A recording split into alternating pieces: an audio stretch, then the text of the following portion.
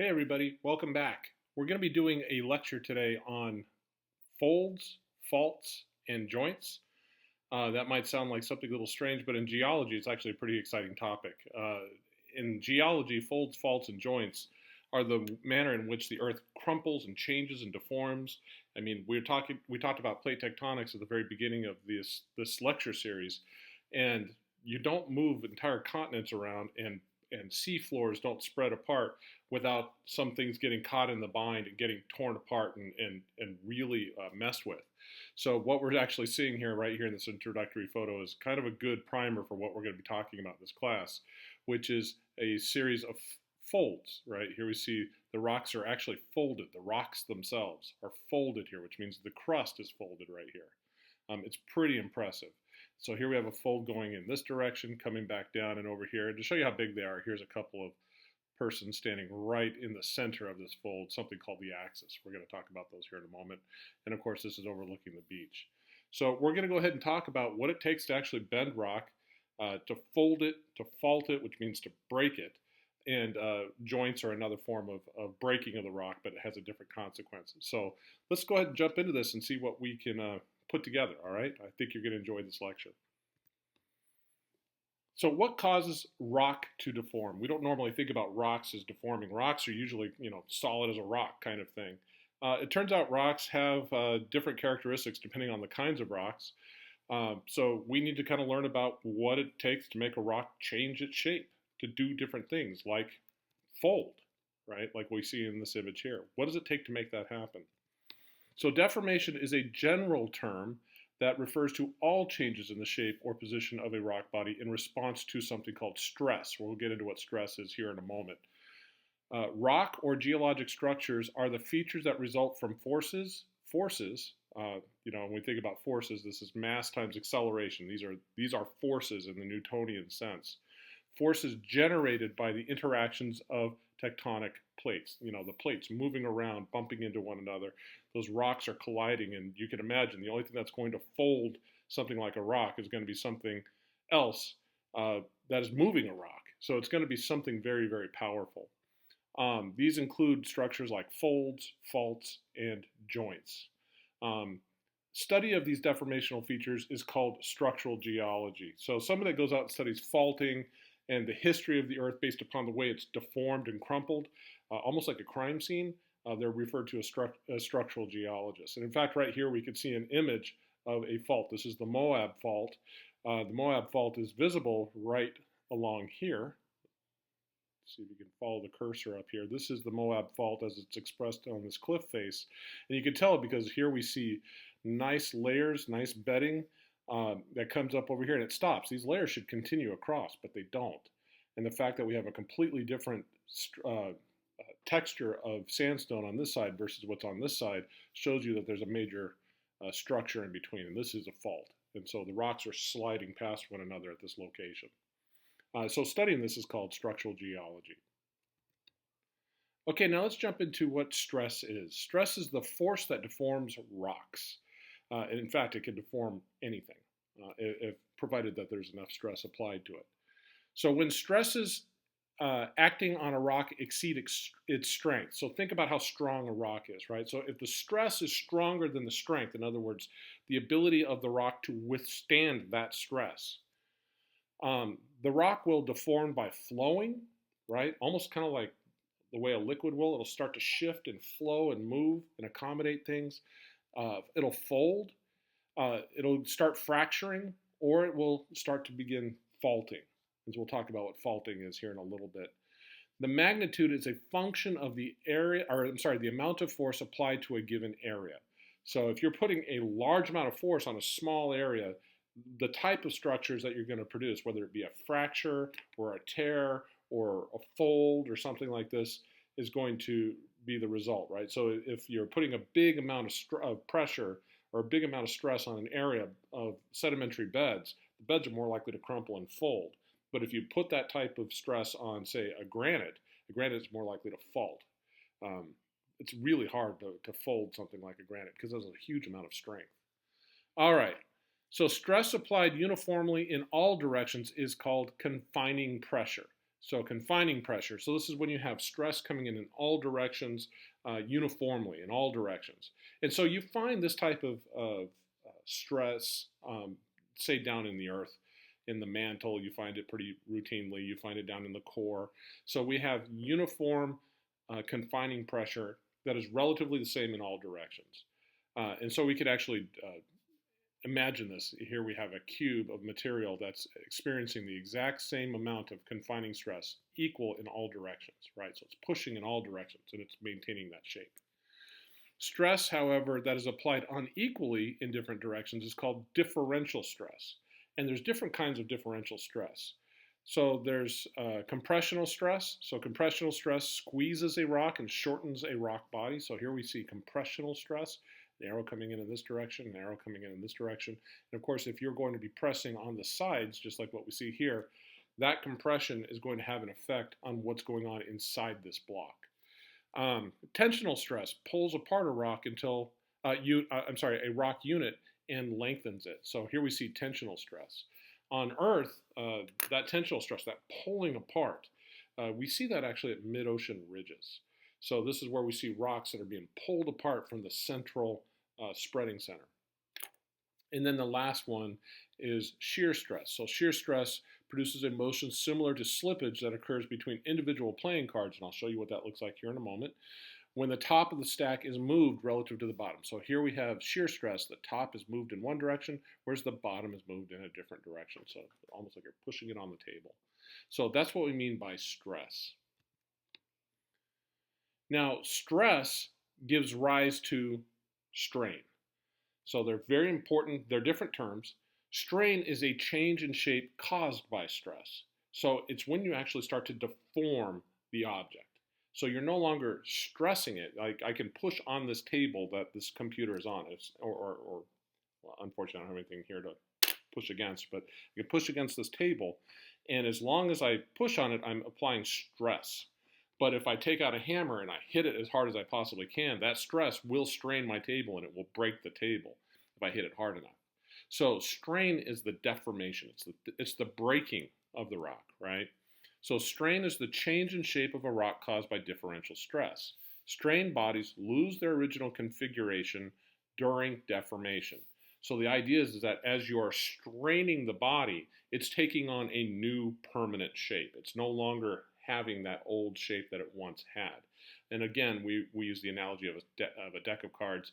So here we see a shear ellipse that's actually drawn on the side of this deck of cards. So when you push on the side of it, you can use it to measure the amount of strain. We're not going to get into that in this class, but it's an important thing. It's called a strain ellipse, and it's pretty useful. In fact, it's extremely useful, especially in engineering applications.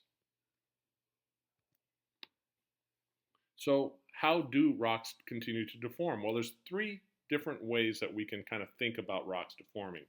There's an elastic mode, a brittle, and a ductile deformation mode. So let's talk about these. Elastic deformation. So under elastic deformation, the rock returns to nearly its original size and shape when the stress is removed. So under elastic deformation, you put pressure or stress on an object, and even though it changes shape temporarily, when you let go, it goes back to its original shape. So imagine a sponge, right? If you had a sponge in your hand and you smash it down into a little ball, and then you let go of it, that sponge would probably unfold and almost take on exactly the shape that it had. And so that's what we mean by elastic deformation. It returns to its original shape. But if you exceed the strength of that material, you go into the next step. Once the elastic limit or the strength of rock is surpassed, it strains. In other words, it breaks by either bending, which is ductile deformation, or breaking, which is brittle deformation. And in this sense, plastically. So elastic means it can return. In plastic, it means it's broken, right? It's not going to return. There's something permanent in that change.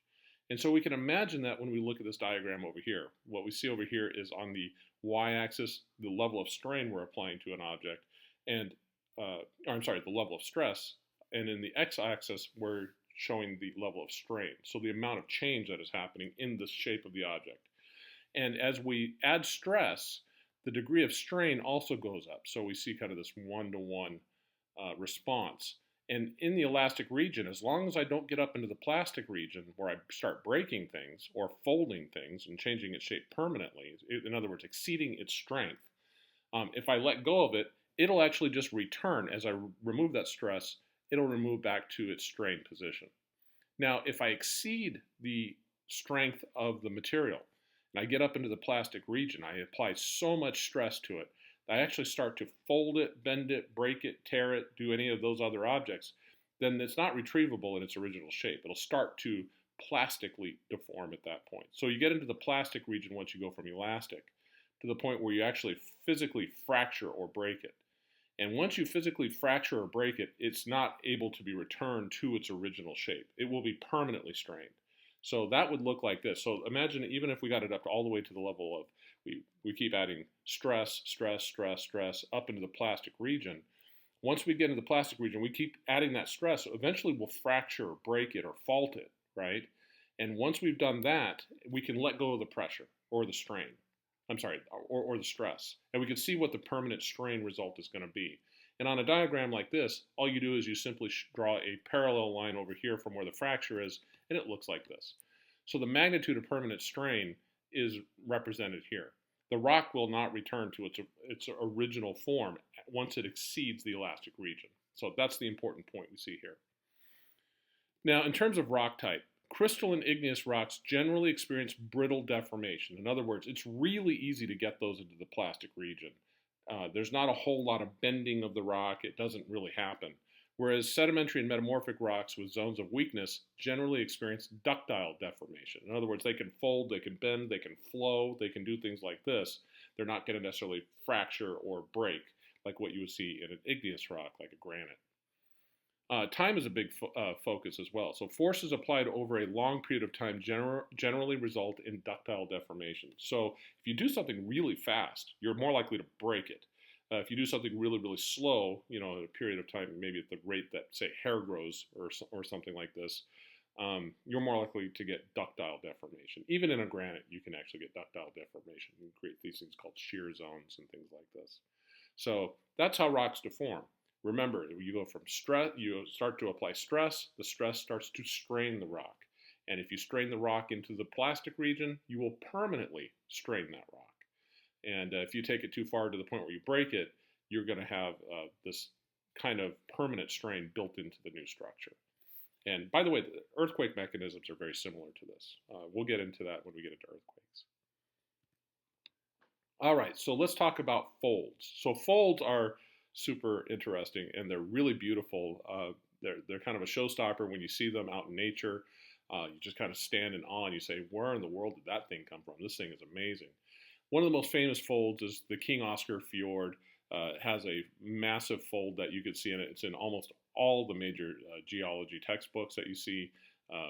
And the reason why it's world class, look at this thing. These rocks here are just, there's huge layers and they're just folded straight up and over.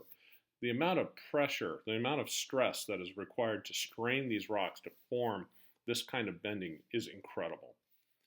So let's get into the text that we have over here. So during crustal deformation, rocks are often bent into a series of wave-like undulations called folds. So this is fold right here. Characteristics of folds. Most folds will result from compressional stresses that result in the shortening and thickening of the crust. So when we fold rocks, the way that it generally happens, and I would say almost always, the way that it happens is you're pushing in on something. There's compression that's happening, and effectively the rock layers, which were once flat, get crumpled up, they get bent up, and they have to find some space. And so they tend to stack almost like taking a bunch of spaghetti and pushing it all up, and it kind of piles up on top of itself. And it can do some really, really amazing things when you see them, especially in tall mountains. The outcrops can be beautiful, just like what we're seeing here. So that we do characterize folds into two separate distinct types, anticlines and synclines. So anticlines are upfolded or arched sedimentary layers where the oldest strata are in the center. I always think of an anticline as with the letter A up here at the beginning. An anticline is this right here. It's where the rock layers, in this case, move up, they fold, and they come back down. This is called a kink fold right here, or a chevron fold. So here we see a chevron fold where the rocks move up and then they come down in an A form. So that A that we're seeing right here, and here's another one right here, that's an anticline. I always remember A is for anticline. And so when you see these out in nature, you know that you're looking at these. And so synclines are the other side, right? The synclines are downfolded or troughs of rock layers. So here's a syncline right here. Here's one of those troughs that we're seeing right here. And we can see that it's been downfolded in this direction. And I always remember a syncline because there's kind of a funny saying that I heard from a teacher that I had once, which is that you must always smile when you sin. So it's kind of funny. So here's a smiling rock, and therefore this must be the syncline that we're seeing here. So in this case, the youngest strata are in the center. So here's the anticline, and here's the syncline. And we're seeing both of these expressed in this outcrop. In fact, here's another syncline over here, and it looks like there's another anticline on the end over here. So depending on their orientation, anticlines can be described as symmetrical. In other words, everything is a nice, let's see if I can get this, a nice symmetrical mirror image of each other. Or they could be asymmetrical, where the limbs of the folds are not identical. They could be overturned, right? They could be like this. So this is where one or both limbs are tilted beyond vertical, or they could be plunging, right? So one way that we can think of plunging, so let me take this piece of paper that I have here. So here we're folding, here we're looking down in this case, a syncline. A plunging syncline is one where the axis, which is the spine of the syncline, I'm sorry, I keep calling it syncline, the anticline is pointed, say, down or up, okay? So that's a plunging fold in that case. So the axis goes into the ground or up out of the ground, one or the other.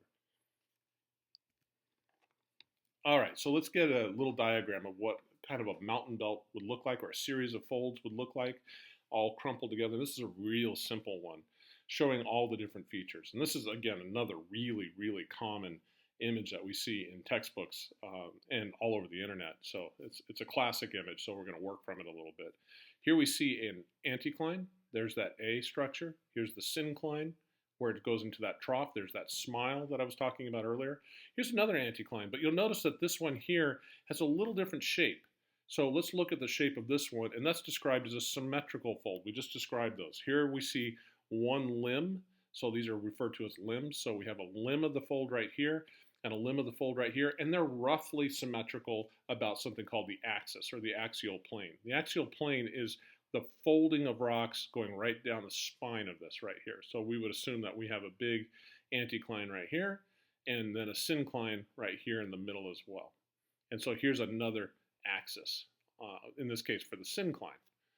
Here's an axial plane, in this case for the asymmetric fold. Now notice that the axial plane here is straight up and down, but here it's tilted, right? Let's see if I can do it in the image properly, because it's a mirror image that I'm looking at in the computer while I record this.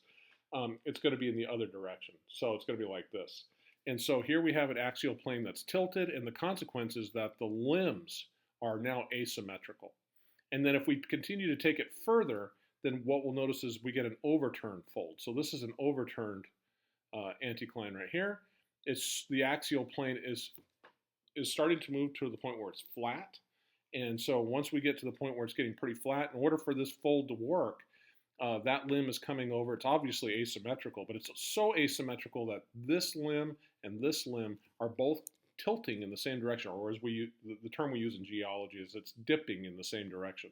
So here we have a dip going in this direction. In other words, any water that's on this surface is going to go down this way, and then any water that's on this surface is also going to go the same direction. So it's overturned, and it creates a nice S, or reverse S in this case, on the fold. So that's what we mean by a symmetrical fold, an asymmetrical fold, and an overturned fold. All right, so let's take a moment to look at the anatomy of folds in real life. So here's some great chevron folds that are a classic image that we see, again, all over the internet. These are in Ireland, and I'm going to take a quick moment and switch over to another program, and we're going to talk about the anatomy of these folds. So hang on while we make that change. All right, now we've got the image from Ireland loaded up into a new application, so we're able to draw on the picture and do a little discussion about what's going on here. Let's talk about the anatomy of these folds here, or actually let's talk about the anatomy of the outcrop. So the bottom of the outcrop is located down over here, and we can see that it's actually right next to the water. So we're not going to worry about the debris down here on the bottom or the beach material. But we do have to notice that there's something up here on the top, that there's a totally different unit here than what we see below it. This stuff up here is not folded. It is effectively loose or relatively unconsolidated sediments up here at the top. It's a depositional deposit, or it's a deposit that is not solidified yet. In fact, there's soil, there's gravel, and this over time could eventually become a rock, but it isn't one now. And it's certainly not related to what's below it in terms of its history. It just happens to be sitting on top of it. And this flat surface that exists between the two of them is referred to as an angular unconformity because these rocks are coming up to the base of it in the form of an angle, right? It's not coming straight on, it's coming off at an angle. So we're going to go ahead and draw a line that separates these two. Hopefully the pen works. Ah, it's working. Okay, so we've got a pen working here, so let's draw that line in there. And it separates the top material from the stuff at the bottom. This is an angular unconformity. We'll just mention that right now. This is an angular unconformity.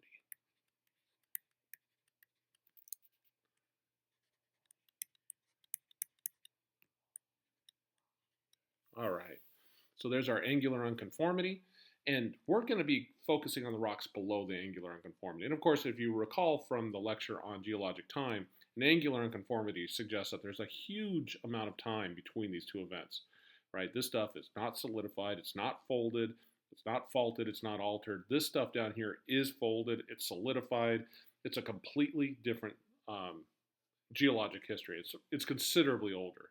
So this line that we've drawn on here is a considerably older structure.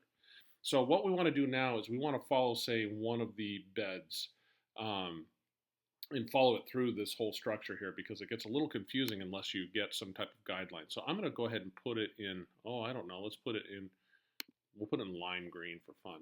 And the best one to follow, it turns out, is this one over here. And so we'll draw a nice line in lime green.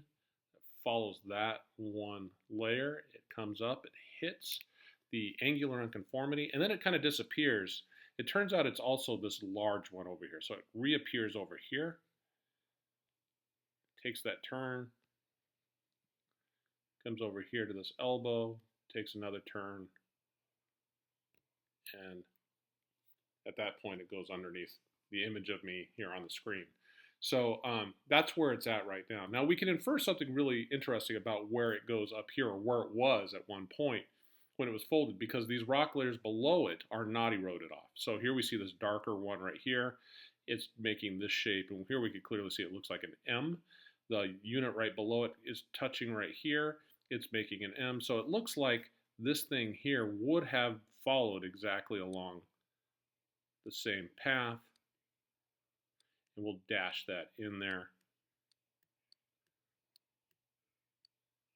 So we actually have what it was looking like. So that's probably one of the best ones to look at. And we could do it to several of them, but this is actually going to be sufficient to be able to demonstrate what our interest is in this. So at this point, now we have one layer in here. Let's switch to red. So we'll go to red. And what we want to do is we want to look for where the folds are. And the folds are pretty obvious. What we see here is at this point there's an inflection point where it changes direction. Here's another one that changes direction. And so it turns out we'll follow one fold axis at a time. We'll start right, let's start right here on this one. This one's a nice one.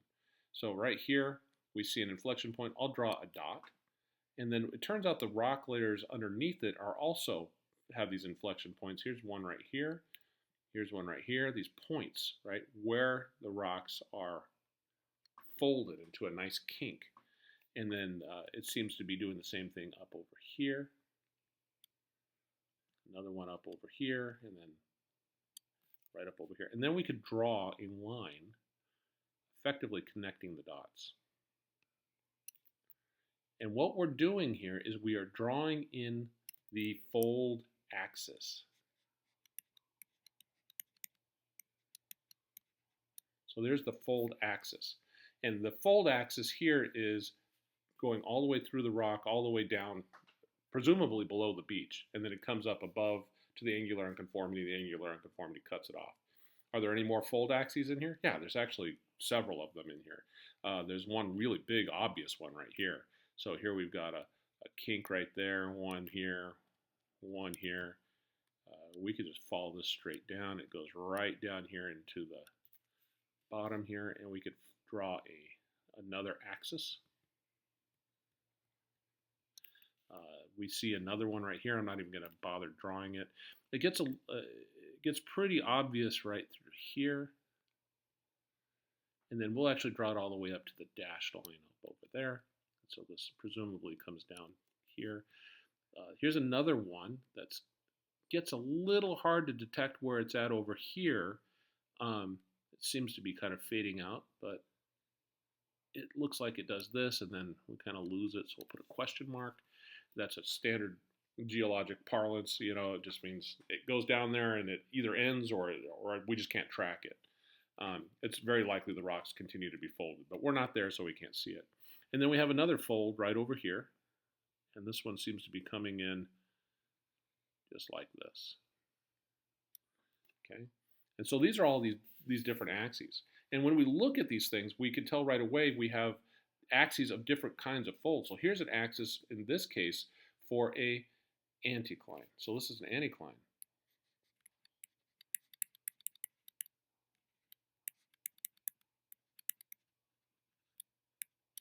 Axis. But it's not a symmetrical one, right?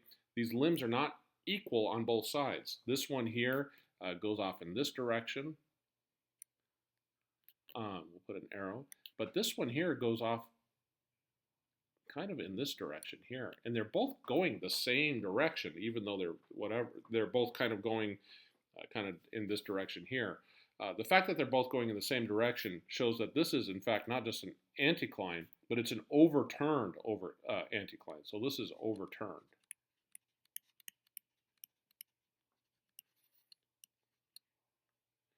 And of course, when you think about an anticline, you know, you should think about this is the A in the anticline, and if you have water running off one side and a symmetric one, it should go off on the other side too, equally. This one here, that's not the case, right? It's completely overturned. The axis is pretty flat.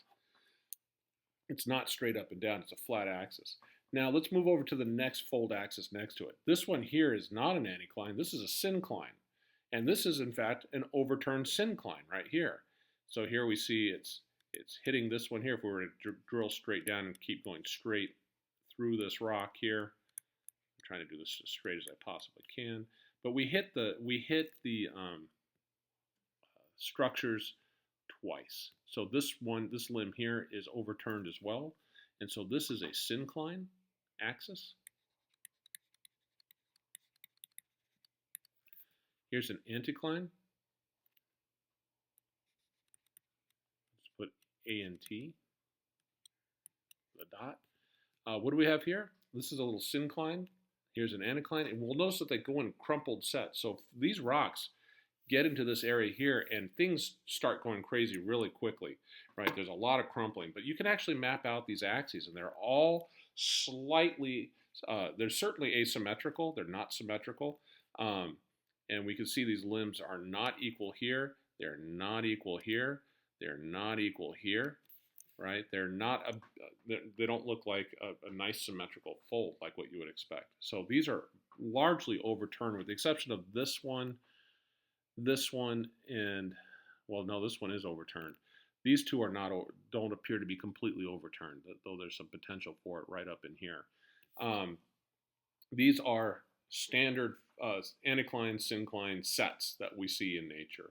And this is a beautiful exposure of them underneath a wonderful angular unconformity in Ireland. So I just wanted to take some time to kind of go over the anatomy of these things. It's easy to actually start with something a little more complicated, because if you understand the complicated one, then the simple ones become very obvious. All right, so let's go back to our other program and pick up where we left off.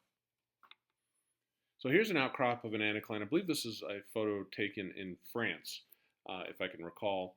This is a path that leads up to a cave, and the cave is located right in the axis of an anticline. You can see that there's a nice, in this case, it's a symmetrical anticline, or a fairly symmetrical one. There's a lot of erosion that's cleared off a lot of the rock over here to the side. But effectively, we're seeing a classic anticline structure. Upwarping in the center, symmetrical limbs on the sides with an axis that goes right down the spine of that fold. And in contrast with that, we see a syncline here. So this is an outcrop of a syncline. The syncline goes down here. Here's this roughly. This is where the axis is going to be located right here. And here we can see it's a syncline. It's smiling at you, right? You can't sin without a smile. So that's how I always remember a syncline.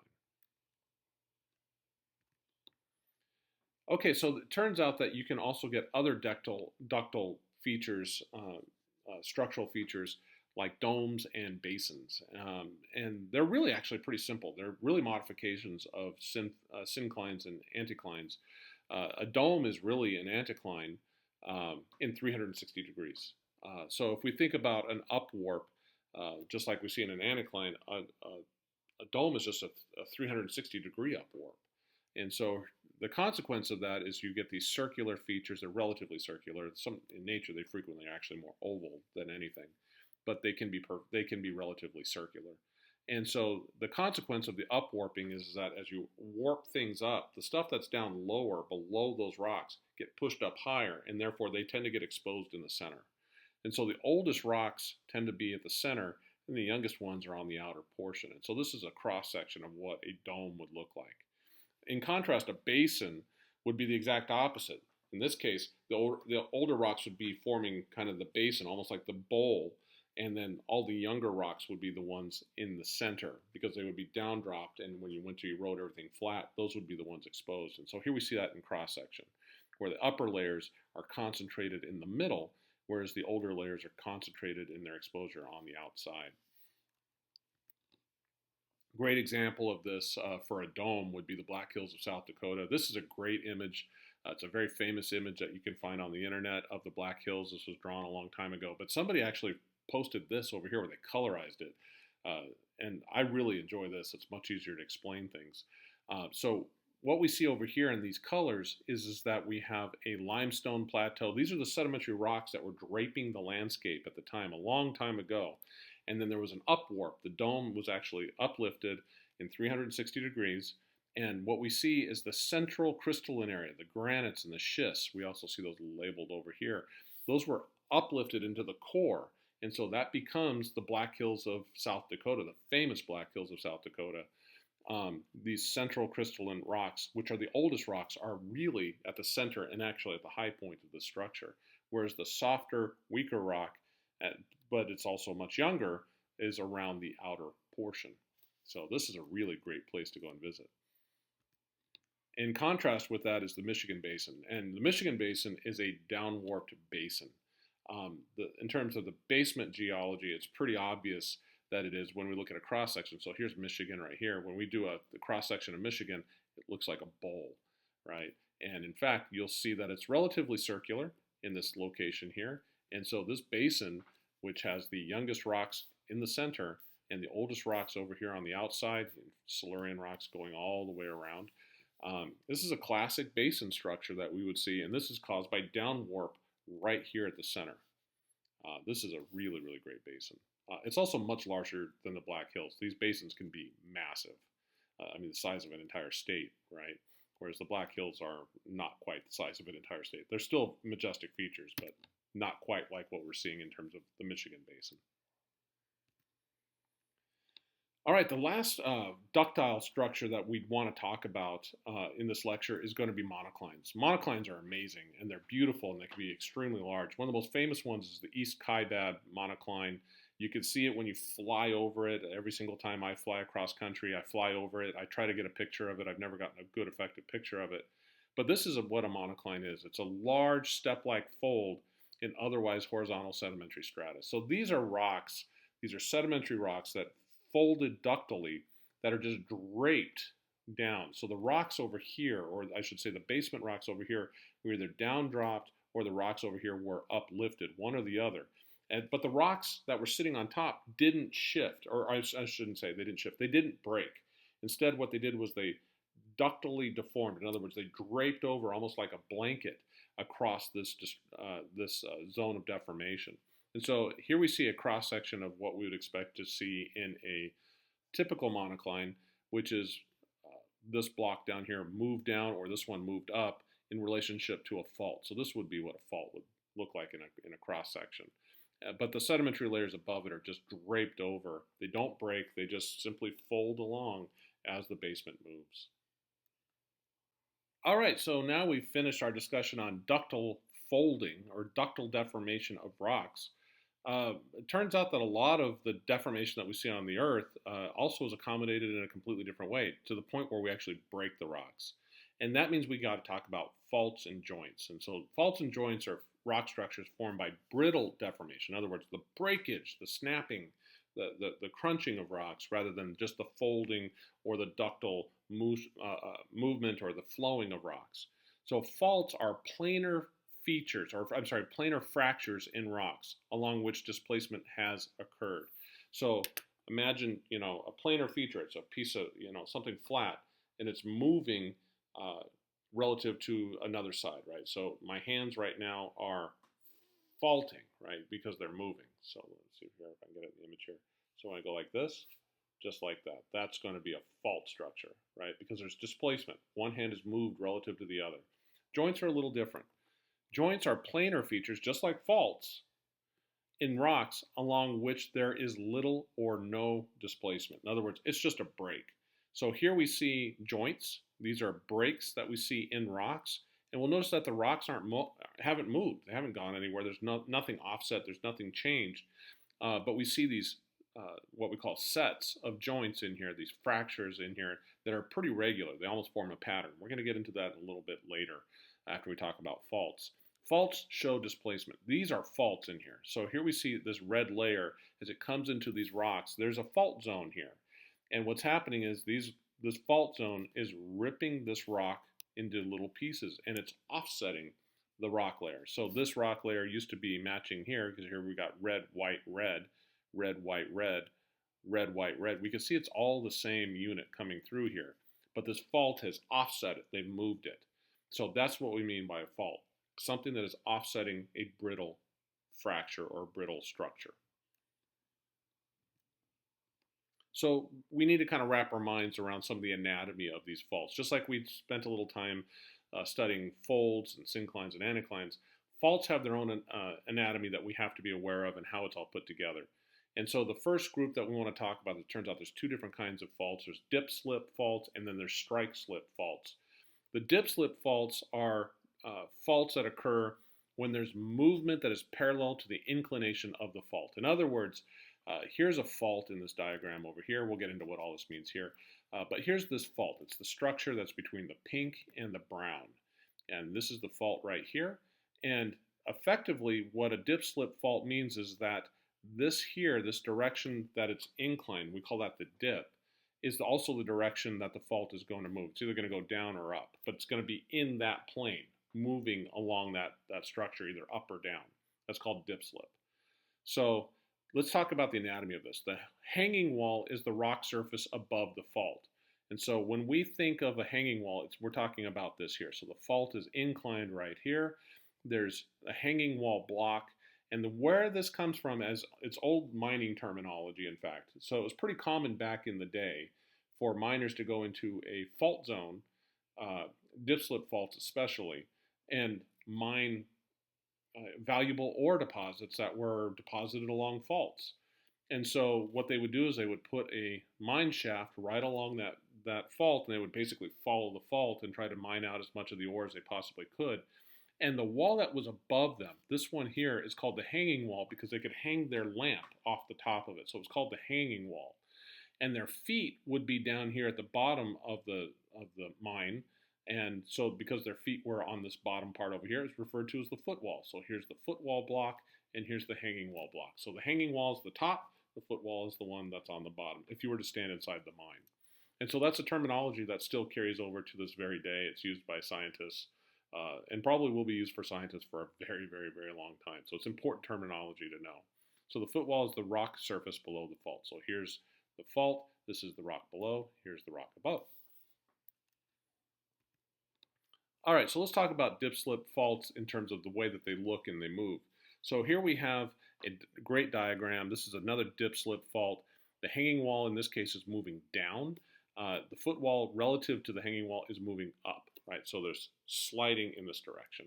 So what we see here is the vertical displacement along the fault produces long, low cliffs called fault scarps. So the scarp is right here, right? So this surface here was matched up with this surface, and it creates a fault scarp after the earthquake happens, or after the motion on the fault happens. We see these things after earthquakes frequently. This is one, I believe this is in New Zealand, if memory serves. And this is a fault scarp that is formed because this area here moved down from the landscape that it was over here. So this is a down-dropped landscape. In fact, there's a lot of people up here on this cliff that's checking out this amazing fault structure that formed. Another thing that frequently happens is the formation of sag ponds, which we'll be discussing a little bit later. But these are ponds that form along faults, especially active faults. And so here we see a sag pond that is formed at the along the this fault in this little gully over here. So we'll get into that a little bit later on. So there's two important classifications of dip-slip faults. The most important one to learn, because everything else is kind of derived from it, is the normal fault. And so it's called normal because it's normal. Normal faults are characterized by the hanging wall moving down relative to the footwall. So here we see a normal fault. This is a rock layer that comes over here. This yellow part right here is called fault gouge. We'll get into that a little bit later, but that's the fault itself. That's the fault actually ripping through this very, very soft. It looks like it's going to be, in this case, shales. And then there's a sandstone unit or some thicker unit that we see over here that is a little more robust, and it's offset from here to here. So this unit here has dropped down, and that's what we call a normal fault. So this hanging wall is dropping down relative to the footwall over here. And so we see this young geologist that is posing next to this active fault, or this presumably recently active fault. And it's associated with tensional stress that pull rocks apart. So the way that you get this thing to fall down is you pull in that direction and you pull in that direction. And in doing so, as you pull things apart, one side tends to drape down and fall down relative to the other as you pull things apart. So you get a lot of normal faulting when that happens. And here we see a nice a block diagram showing what a fault block with a footwall block and a hanging wall block drop down, what that scarp would look like in nature after erosion. All right, so you can get very, very small ones, like what we're seeing here. This is a relatively small normal fault. It's an extremely small normal fault. It's still a beautiful one, but it's very small. Or you can get really, really, really large structures. And these structures can be as large as entire provinces of continents. So larger scale normal faults are associated with fault block mountains. And a great example of this is the Basin Range province of the United States.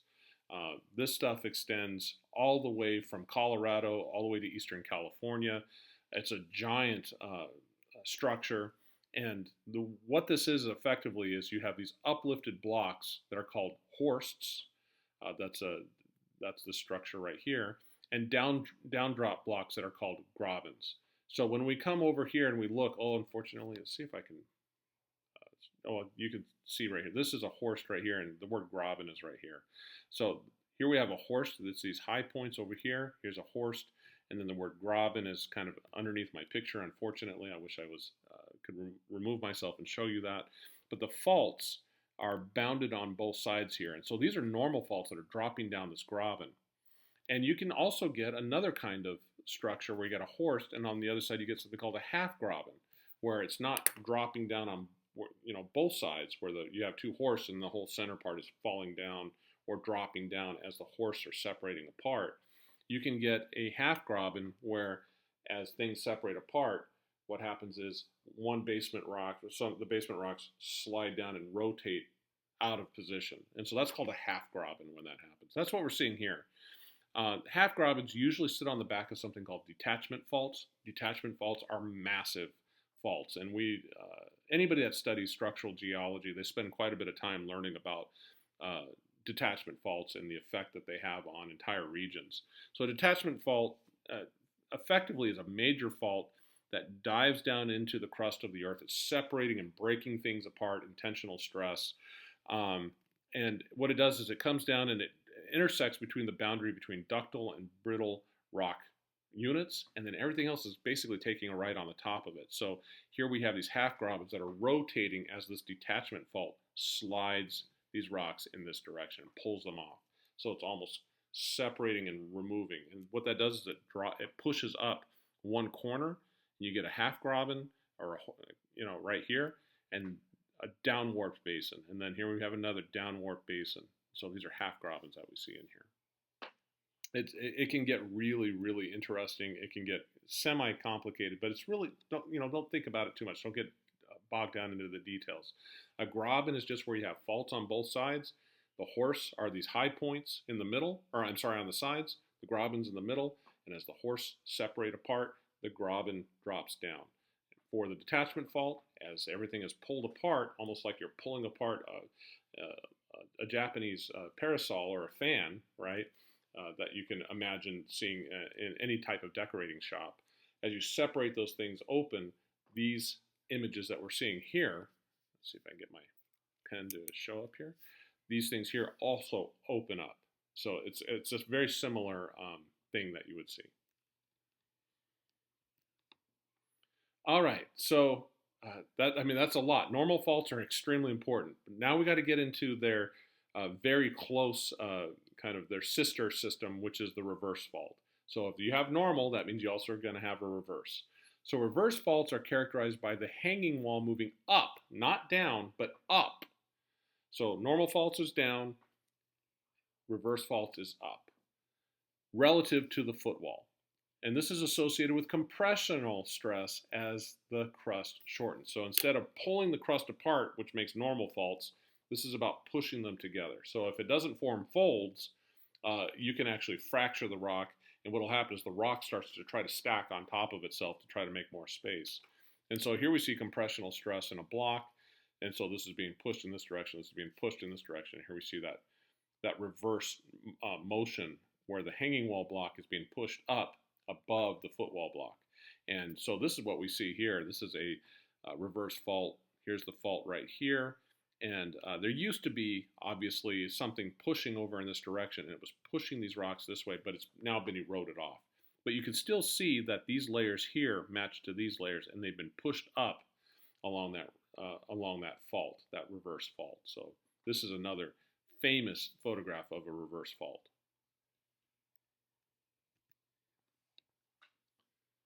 All right, so there's also a special case of a reverse fault, and these are really impressive. They're almost kind of the same way that detachment faults can be very large and have a massive influence on an entire region. It turns out that there's a reverse fault equivalent that can do the same thing. So, and it's referred to as a thrust fault. So thrust faults are a form of reverse fault. These are thrust faults have an angle of less than 45 degrees. So this angle that we see here between the hanging wall block and the footwall block is shallow. It's pretty flat. And the consequence of this is that you can push things like a bulldozer a really long distance in that way. Rather than just try to ramp it up into the sky, you can push it along the land surface. And so these thrust faults can move a tremendous amount of material very long distances. Great example of this would be Glacier National Park. In Glacier National Park, there's something called the Lewis Thrust, and it's very well documented. Anybody that goes through the area can very rapidly identify it if they know something about what we call the stratigraphy. It's the order in which the rocks exist. So the idea of the Lewis Thrust is that you have these Precambrian rocks down low, which are the oldest rocks in the area, and then you have these Cretaceous rocks, which are much, much younger. That's about the age of Tyrannosaurus rex, for example. And what you see is if you put stress, you start pushing in one direction, a fault will develop. Almost the same way as a detachment fault kind of comes up like this, except in this case, instead of pulling, it's pushing. And what will happen is you'll start to bulge it up. These Precambrian rocks will start getting ramped up over the land surface. They'll sit on top of the Cretaceous rocks, which are much younger. And eventually you'll get a whole mountain range, Glacier National Park in this case. And this fault would have reached all the way over and hit something called Chief Mountain. This line here and this line match. Since then, there's been a lot of erosion, so Chief Mountain is now by itself. I'll show you what that looks like here in the next slide. It's here. And so here's the Lewis Thrust Fault here, and it connects to the mountains behind it. Here we see those Precambrian limestones, those really, really, really ancient limestones sitting on top of Cretaceous sandstones and shales, which are much, much younger. This is an incredible thing to see for geologists, and this is the famous Lewis Thrust Fault at Chief Mountain at Glacier National Park. All right, so we finished up our discussion on dip-slip faults. These are the faults that if you have a scarp, a fault, where the rocks are moving up or they're moving down. If they're moving down, it's normal. If they're moving up, it's reverse. That's the system.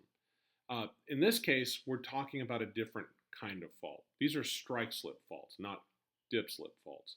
So strike-slip faults are characterized by placement that is horizontal and parallel to the strike of the fault. In other words, the fault is sitting like this. Instead of things moving up or down, it's going in or out. It's either coming, in the case of the camera, it's either coming towards you or away from you, right? That's called going up and down the strike of the fault. So there are types of strike-slip faults. There's two that you need to be aware of. There's the left lateral and the right lateral. So the right lateral is as you face the fault. So here's a right lateral. So let's say that you're standing right here. The opposite side of the fault moves to the right. So if you're standing right here and there's an earthquake, everything on the other side of the fault moves to the right. And that's what we're seeing here. This block is moved off to the right. And if you're on this side and you're looking across, it's also moved off to the right. They're both to the right. So it's called a right lateral fault. So it doesn't switch depending upon which side you are. So everything moves off to the right no matter which side of that fault you're on. In a left lateral fault, you want to look across and see what the other side of the fault is doing. In this case, it's going to the left. So they call it a left lateral fault. Same thing over here. If you're over here and you look across, everything's going to the left. That's a left lateral fault. And I have a little note in here. The key is to notice which direction the other side of the fault moved. So you want to make sure that you keep that in your mind when you're trying to figure out if you're looking at a left lateral or a right lateral strike-slip fault. Remember, strike-slip faults in general do not move up or down. There can be slight problems with faults moving, and it might push something up or pull something down. But overwhelmingly, the motion is side to side, right along the land surface. So there's some important common features along strike-slip faults that are extremely important for humans to know, other than the fact that they generate earthquakes. Those features include sag ponds. Sag ponds, as we've already described, these things can also occur on dip-slip faults. Linear valleys. So here we have a sag pond. Here's a linear valley right down the middle. Right here, we've got hills on the sides, and then we have offset drainages. So drainages will hit it and they'll be deflected, they'll move. And offset rocks and soils. Rocks that should be right next to each other are now a very long distance away from each other. So it's a big difference between the two of them. This is all expressed along the San Andreas Fault. It's a great example of this. San Andreas Fault is located right here. Here's our linear valley right through the middle. I mean, classic linear valley. Offset drainages. These drainages here are all being offset and captured across the fault and being deflected and moved. We don't actually see any sag ponds along here, but trust me, there's some very famous sag ponds along the San Andreas Fault. And there's huge offsets of the rocks, tens of miles, sometimes further than that, depending on how old the rocks are. So the San Andreas Fault is a monster fault that is moving a huge amount of material in a direction that we would call right lateral. So if you're over here, everything on this side is moving this direction. If you're over here, everything is moving in this direction. So again, right lateral strike-slip fault.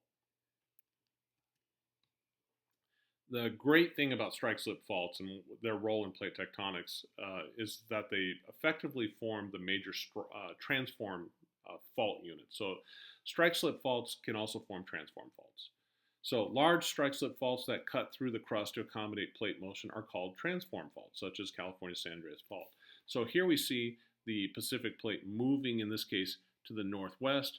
The relative motion of the North American plate is to the southeast. So the San Andreas Fault is just basically the barrier between the two.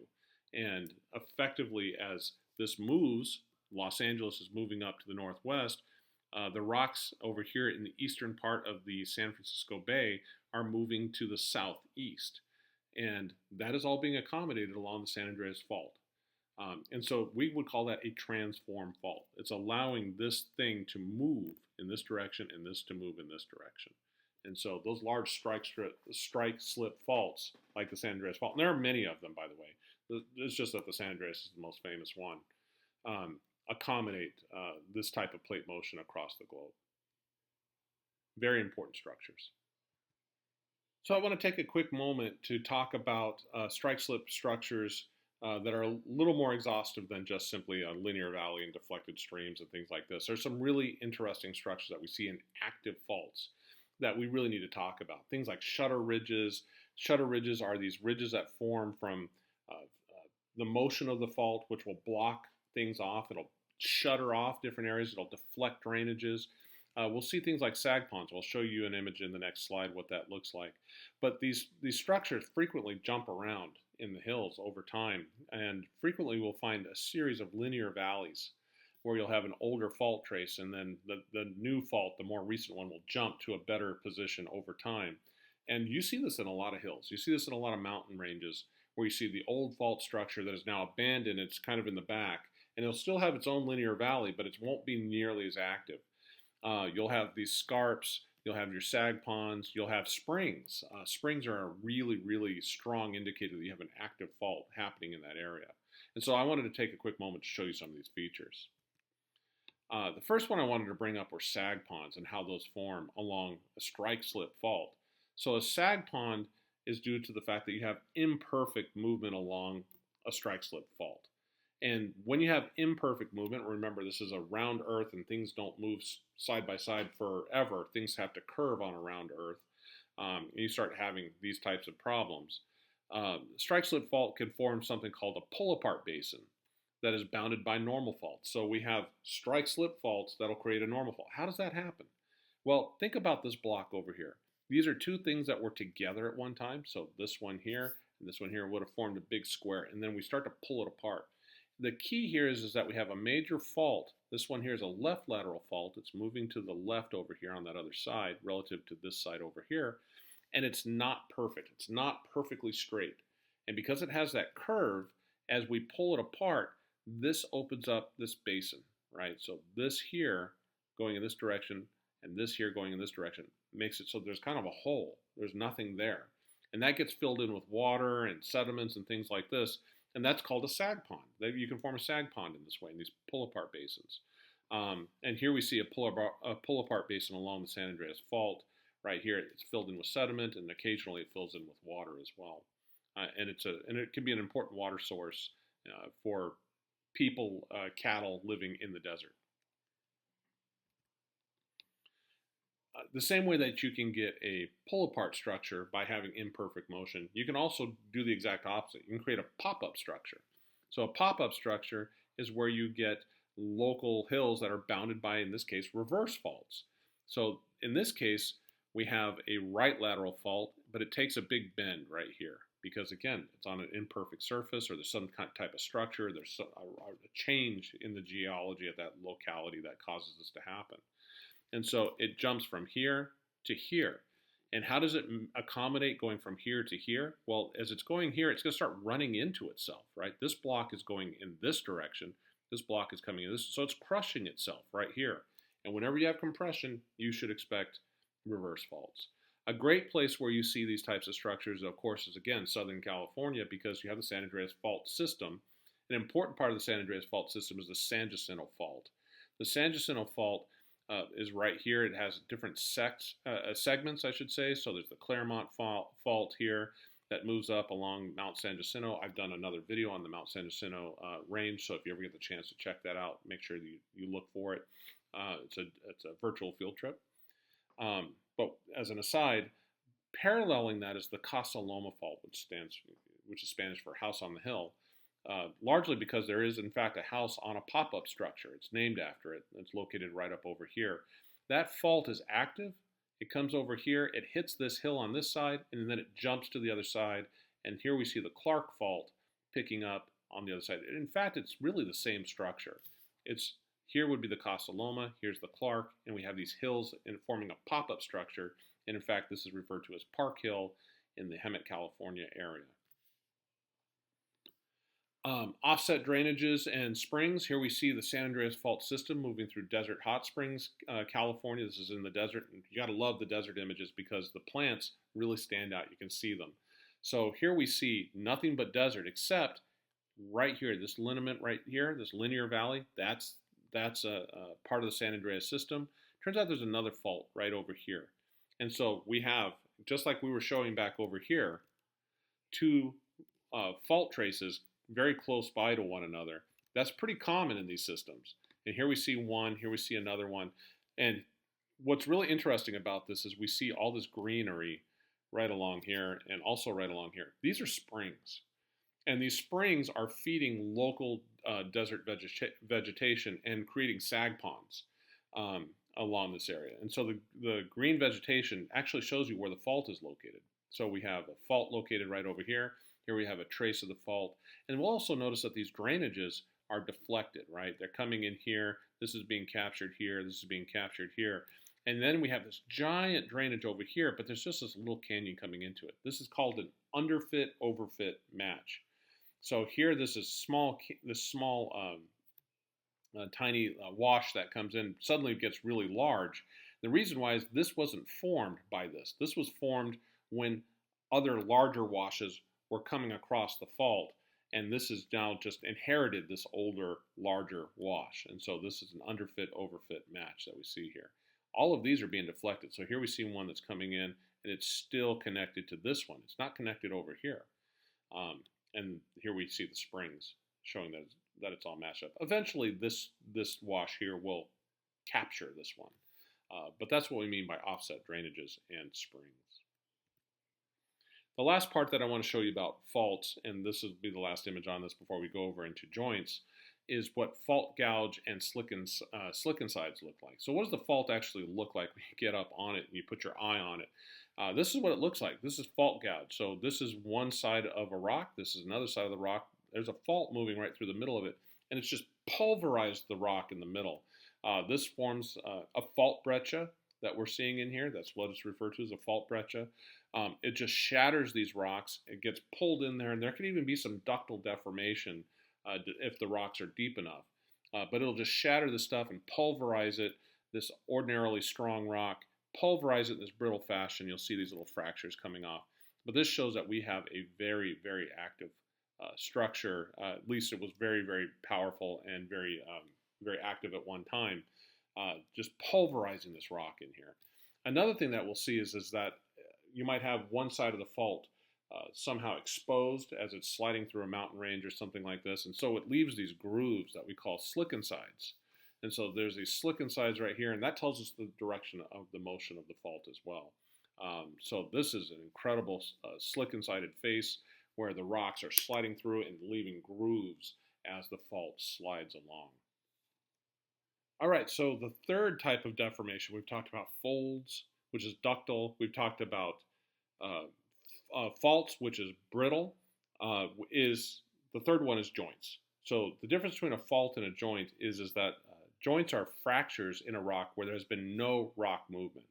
This is unlike a fault where there's clearly offset. Things are sliding past one another. Joints, here we actually see a bunch of joints in here. The rocks haven't moved, but there's these fractures, these very distinct fracture patterns that we see in the rocks.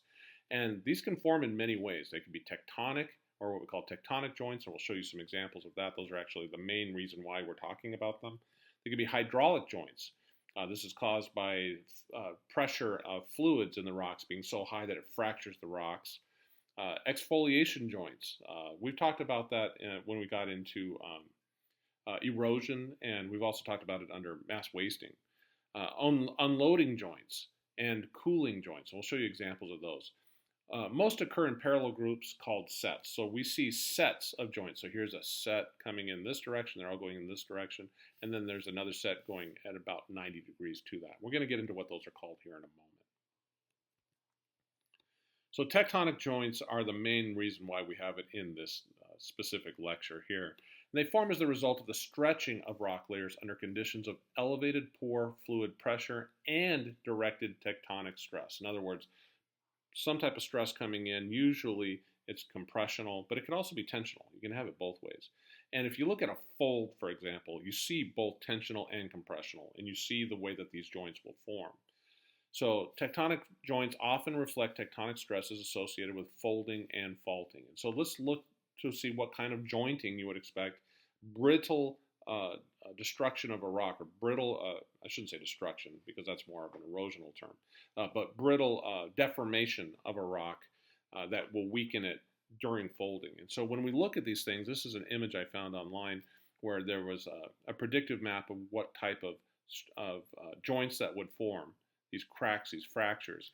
And so we'll notice that as we get into the hinges, so here's an anticline and a syncline set, they're right next to each other, we see a tremendous amount of joints that are formed, and there might be a slight amount of displacement, I mean a few millimeters maybe at most, but effectively we're talking about fractures, right? We're not talking about faults. And so this rock here, as it comes over here into the axes of both the syncline and the anticline, the number of joints match not only the direction, right? So here we have the direction of the axial plane, which is located right here. So they follow it, and it gives us a clue about what that structure is looking like. But it also tells us something about the tensional strength or the compressional stress or the tensional stress that is happening in those rocks. So there's a lot of information we can get, and without getting into the weeds too much about how important joints are, just know that it's extremely important for engineering. Structural geologists find it extremely important for clues for what's going on in mountain ranges. And while faults are also extremely important, faults sometimes hide themselves in a way that joints can't. So we really like to look at the joints when we get a chance. Two different kinds of tectonic joints that I want to bring up in this lecture. There's more than two, but there's two principal types that I want you to know about.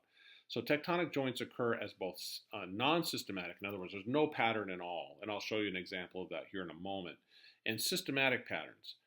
And there are two principal types of systematic sets. There's orthogonal, which is where the joints are at 90 degrees. And there's conjugate, which is where they're between 30 and 60 degrees. So they're at an angle to one another. The orthogonals are being expressed right here in this image. And this is a photograph taken in Arkansas that I found on the internet. And I think it's a great picture. This is not created by human beings. These orthogonal joints are frequently mistaken as being created by ancient civilizations. There's places that I know that has been argued that giants have created causeways and things like this in the United States, and we'll get into another place where giants have been argued, in fact it's called the Giant's Causeway, created a different set of joints. But this is not something created by human beings. This is something that's created in nature, completely natural. So these are orthogonal joints that we see in Arkansas. And here's a different type of jointing. Here we see them at less than 90 degrees. They're at an angle between 30 and 60, right here, forming these X's. These are conjugate joints. And these also have something called parallel rock cleavage. I'm not going to get into what rock cleavage is here, but it's these parting planes that we see that's giving this rock this fabric. And so it allows this rock to break apart in parallel planes, which is roughly, if you think about this X here as being kind of orthogonal like this, and then you put an XY plane around it, or XY axis around it, these are kind of following the X axis right here. It's pretty interesting stuff. So parallel rock cleavage is definitely present here. Other common joints that we would see in nature are these unloading joints. So here we have non-systematic jointing up here. We have systematic jointing up here. Nice patterns. These are sedimentary rocks. This is a photograph from Kazakhstan. In Kazakhstan, we have these granites up here, which have non-systematic joints. There's no rhyme or reason to what's going on over here. There's exfoliation that's happening. Whereas down here in the sedimentary rocks, we find parallel sheeting joints that we see here, and this is all from unloading. And another really cool one are the cooling joints. These are basalts, but basalts are not the only igneous rock that does this. And these joints will actually form these hexagonal columns. This is a photograph. In fact, all three of these photographs are from the same place in the United States, Devil's Postpile. These are the joints that we see here, and they form these columns that extend way down, just like this.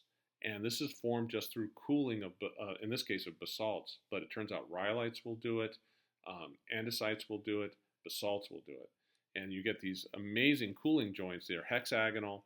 And again, these look like something that would be created by human beings, but they're not. There's nothing supernatural about this. This is a standard cooling joint structure that is formed even to this very day by basalt flows. And so here we see an old basalt flow here that looks like pavement, right? It looks like some human being went and did this. And this is what it looks like, the structure extending way down. So these are clear joints. These are separations that we see in the rock. It's formed by the rock through natural processes. Last part that I want to bring up, this will be the last slide for the entire show. This has been a long lecture, but it's an extremely important one, are veins and dikes. So veins and dikes are a form of joint, but they have special features. So veins and dikes, so joints filled with precipitated minerals are called veins. And so here we see some veins of gold in this case. So here we see a joint, another joint here, and the gold deposit is clearly visible in this image. So that's what we mean by a vein. A joint that is filled with solidified magma is called a dike. So here we see a joint that ripped through these rocks and magma injected itself along that joint. There doesn't appear to be a whole lot of offset, if any offset along here. In fact, if there was, it would be a fault at that point. So as a consequence, we see a dike over here, but it's effectively a magma-filled joint. So that's a lot of information, but I hope you really enjoyed it. If you have any questions, of course, make a comment. I look forward to hearing what you have to say. All the best. I'll see you in the next video. Take care.